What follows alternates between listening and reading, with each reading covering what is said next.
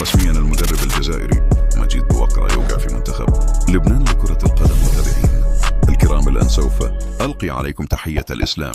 السلام عليكم ورحمة الله تعالى وبركاته. اليوم أكدت كرة القدم اللبنانية أنها رسميا توقع عقد من المدرب مجيد بوقرة، لكن قبل ما نبدأ صلوا على النبي محمد صلى الله عليه وسلم. وإذا كان اسم الله رخيص فلا تضع لايك واشتراك. وهذا هو حسابي في الانستغرام للتواصل معي. أكد الاتحاد اللبناني لكرة القدم أعلن رسميا اليوم تعيين مجيد بوقرة كمدير فني لمنتخب لبنان الأول لكرة القدم، خلفا للمدرب المونتينغري ميودراج رادولوفيتش اليوم السابع.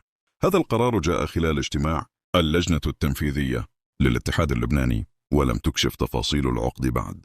العربي الجديد بوقرة سيبدأ مرحلة جديدة في مسيرته التدريبية بقيادة منتخب من آسيا بعد تجاربه السابقة في إفريقيا صدى البلد. الأخبار ذكرت أن الاتحاد اللبناني اختار بوقرة للاستفادة من خبرته القارية والدولية في كرة القدم. وهنا نصل إلى ختام الفيديو. أرجو أن ينال إعجابكم ومتابعة. سلام.